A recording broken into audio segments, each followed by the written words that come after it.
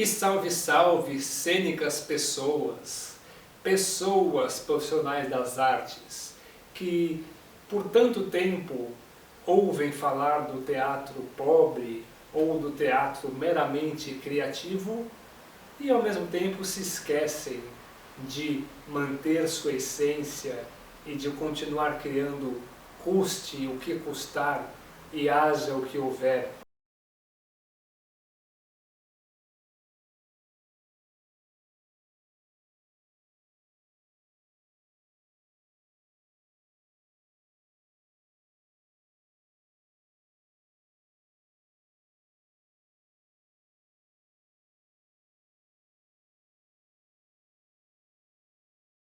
E nesse vídeo, como eu tinha feito um anterior falando sobre desenho, desta vez eu decidi falar sobre escrita. A escrita criativa, que é algo que já foi tão dito tantas vezes e tão explorado em diversas metodologias de criação, como por exemplo no surrealismo, onde eles faziam uma brincadeira ali da escrita automática, mas que no campo das artes cênicas eu acredito que é sempre encarado ainda com uma certa desconfiança, não como um método sério, um método já celebrado de criação artística, mas que pode ser usado, como não só para escrever textos dramatúrgicos, mas também dentro do processo do próprio ator. Por que o ator não pode usar da sua escrita automática ou da escrita de observação do espaço, observação do mundo, observação das aulas, conclusões teóricas, racionais que esse ator ou atriz tem das suas aulas, e também observações subjetivas, sensações, pensamentos fugazes que passam pela mente e que, se não anotar, ele vai embora. Então anote, eu tenho essa história na minha trajetória como ator, eu sempre escrevi bastante, sempre incentivei alunos e parceiros de cena a escreverem, porque eu acredito que é muito interessante as possibilidades que trazem ao ator a prática de escrever, a prática de estou em cena fazendo ali o meu diálogo, ou pensando no texto, ou numa intenção textual, ou numa intenção gestual, ou na minha relação com aquele personagem meu, com o personagem do outro ator que está em cena, e de repente me passa um pensamento. Pô, tive uma sacada, tive um insight, e se aquele momento não permite que esse insight seja vivido ou seja compartilhado, é muito melhor que eu escreva esse insight, porque no momento preciso eu vou poder trazer ele de volta. Eu não vou perder esse pensamento emaranhado na minha cabeça, e eu vou ter ele registrado ali em texto, com as minhas próprias palavras. É muito poderoso isso. Vou mostrar para vocês algumas possibilidades de escrita e fica aí o convite para essa prática sempre. Atores, artistas, atrizes e pessoal da criação cênica. Um brinde para ele e eles que nos dão uvas.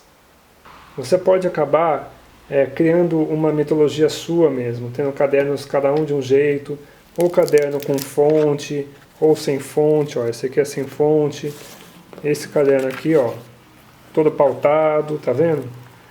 E o que se escreve nele? De tudo um pouco. Normalmente a escrita ela não precisa ser somente focada na criação. É uma possibilidade de tirar as coisas da mente, tirar as coisas do caráter de ondas, de pensamentos, e colocar em matéria, né? A escrita também é matéria, ela se materializa. Então você tira os pensamentos e coloca eles aqui, eles ficam seguros aqui, e você pode parar de pensar neles, porque eles estão aqui.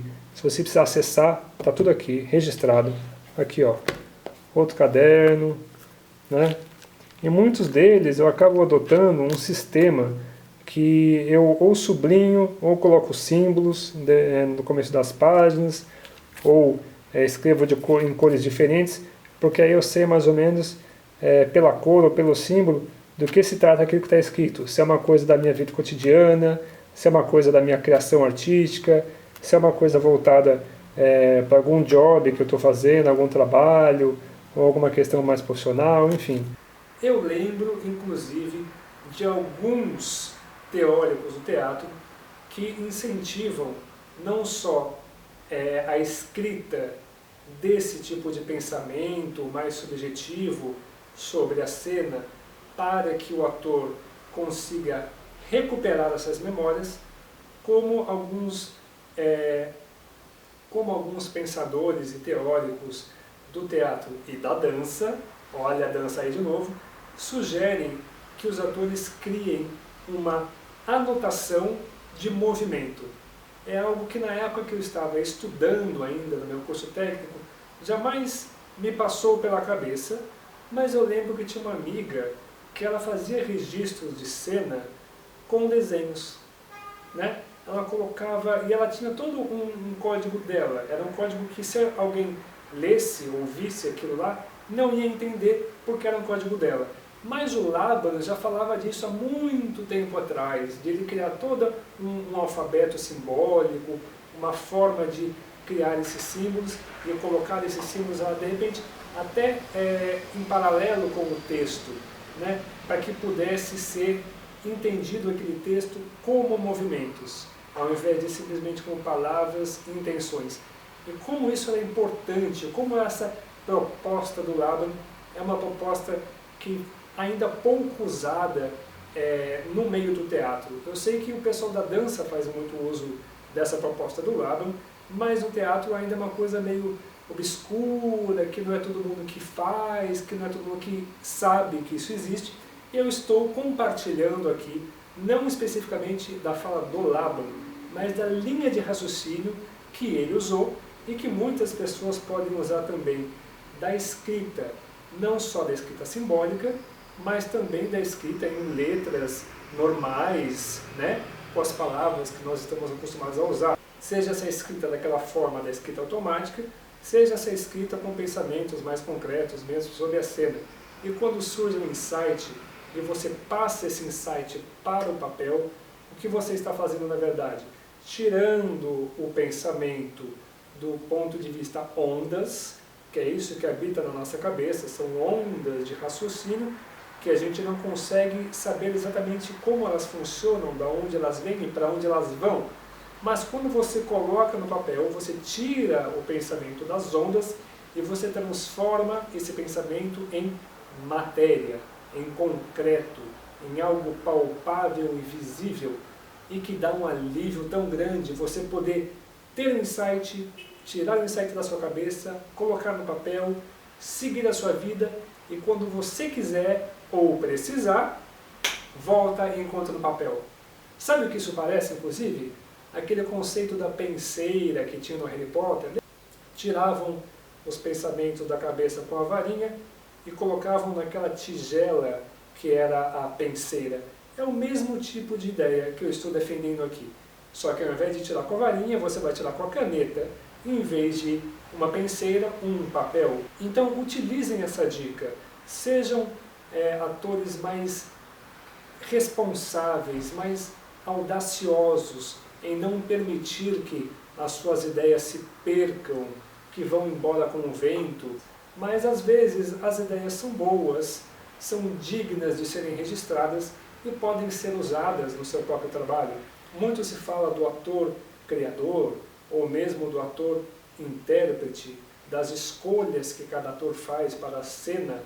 Eu acredito que ter a prática de escrever, de manter as suas ideias fluindo e não ficar preocupado em lembrar, mas registrar, para que aquele momento possa ser revivido mais para frente, é uma excelente prática e tem tudo a ver também com a pré-expressividade, que é o que eu tenho falado nessa série de vídeos.